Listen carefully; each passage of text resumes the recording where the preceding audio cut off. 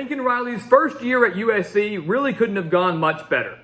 The Trojans went 11-3 and were one win away from making the college football playoff, but ultimately lost to Utah again in the Pac-12 Championship game and then fell to Tulane in the Cotton Bowl. But the college football playoff has now become the expectation in Southern Cal. And the beauty of it is USC can absolutely meet those expectations. With a loaded team, the reigning Heisman Trophy winner, and a favorable schedule, watch out for the Trojans this year. They were one win away last year. They may get there this year. So welcome back to the Gridiron Expert, guys. We're so glad that you could join us today as we break down everything you need to know about the USC Trojans heading into this upcoming college football season. As always, please continue to like, comment, subscribe, share our videos, and check out everything down in the description below, including our expert picks over on our website, thegridironexpert.com. We have beat out over 80% of the national handicappers each of the last 5 years, which means we have never had a losing season. Can guarantee we will not have a losing season, and we can guarantee that you will have money directly right back in your pocket. One of the lowest prices in the country for some of the best picks and results in the country. Go check it out. The link down in the description below. Sign up for our Patreon account as well. Exclusive college football content there year-round. Become a member of our Patreon Wall of Fame so you can gain access to that content that will only be found on Patreon. And also, check out our mailing address. Send us some gear to be represented in every single Gridiron Expert video. We'd love to get some California and West Coast representation out here as we expand our nation from coast to coast. So let's take a look at USC, guys. I mean, we mentioned it. This team is loaded. One win away from the playoff last year. Some say they would have made it had Caleb Williams been 100% in that Pac-12 championship game against Utah. But now let's look at 2023. Forget about the past. Let's focus on the now. You look at the offense, Caleb Williams is back, and he is fully healthy, which is a dangerous and scary sight for anybody that has to face him. The Trojans faced average of 41.4 points per game last year. Williams, the Heisman Trophy winner, as we mentioned, over 4,500 passing yards and 42 touchdowns last year to just 5 interceptions. Also added 10 rushing touchdowns, so 52 total touchdowns last year. He's back. He's going to be the number 1 pick next year. It's going to be one heck of a season if he can stay healthy. Austin Jones returns at running back for the Trojans after rushing for over 700 yards last year. 3 of their top 4 pass catchers returned, the only exception being Jordan Addison. This is going to be an amazing USC offense, arguably the best in the entire country. The defense, that's what's holding them back. That's what could hold them back from making the college football playoff. Lincoln Riley's never been known for having great defenses. Last year, no exception. 29.2 points per game, gave up over 160 rushing yards per game and over 260 passing yards per game. That's a problem. But 9 starters are back on that side of the ball, including 5 of their top 6 tacklers, and including an addition at linebacker, Mason Cobb, transferring in from Oklahoma State. 96 tackles, 13 tackles for a loss last year with the Cowboys. One of the biggest transfer portal additions by any team. Kind of is the anchor now for that USC defense. One that also had 40 sacks and was plus 22 in the turnover margin last year. So the stats, some of them look really bad, but the sacks, the turnover margin, that's really, really good. They can put it all together. This could be a great year for USC.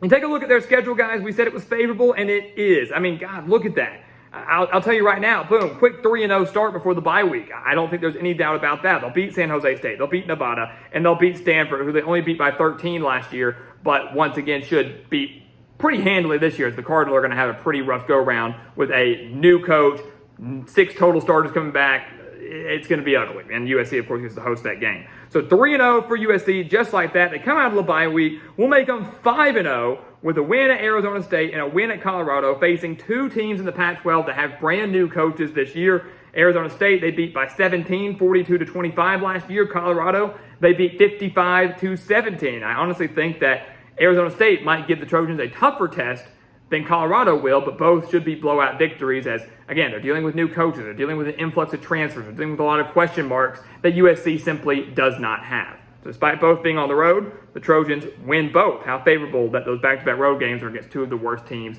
expected to be in the Pac-12. So just like that, they're 5-0. We'll go ahead and give them bowl eligibility. How about that, with a win over Arizona? Arizona is a team that could match USC offensively. Jaden Delores phenomenal. Michael Wiley at running back's phenomenal. 8 starters back offensively for the Wildcats makes me think they could match them point for point a little bit. And they did last year, only losing to USC 45-37.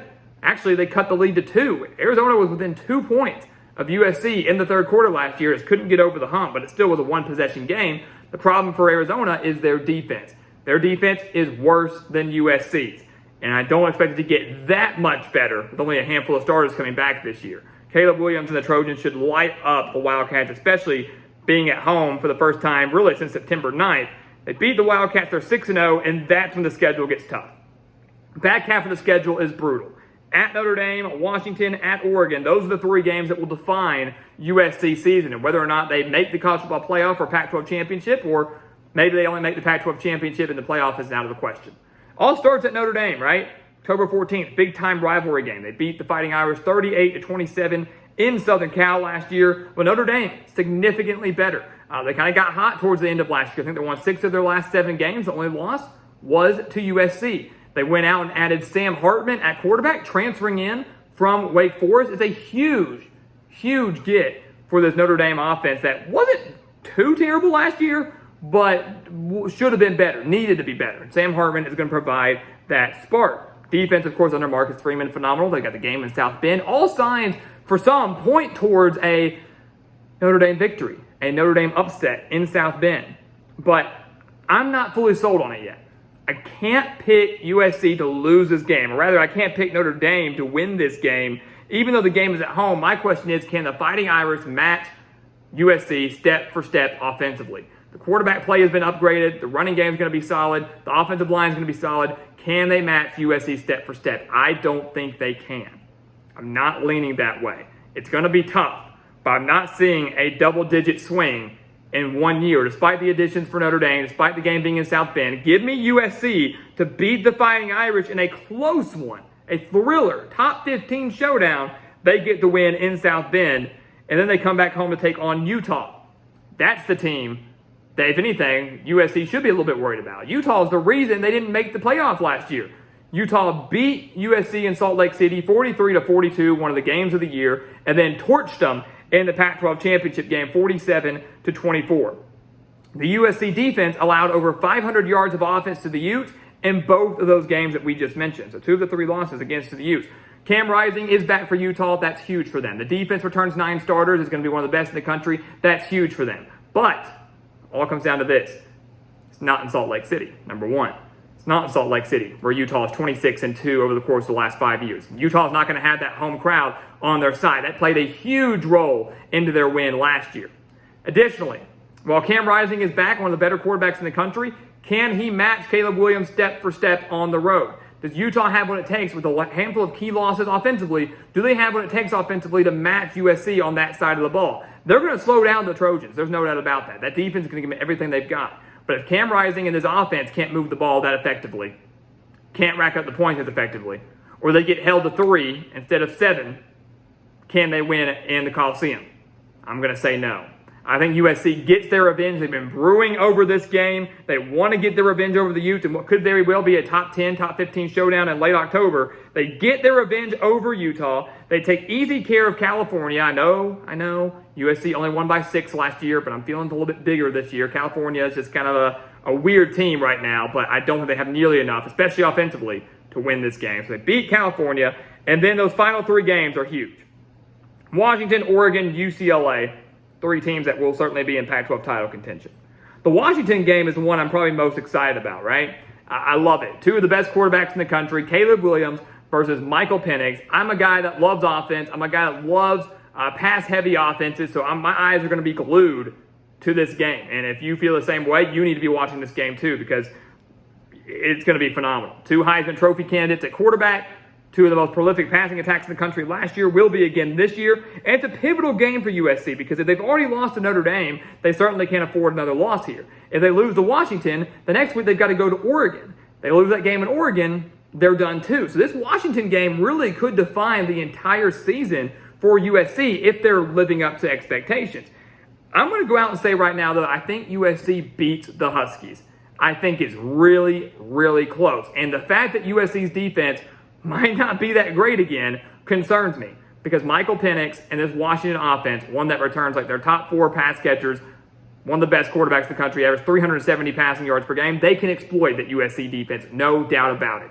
So it does worry me a little bit. But I think home field advantage does play a bit of a role here. And I think ultimately, surprisingly, this USC defense will make a big play in the final minutes.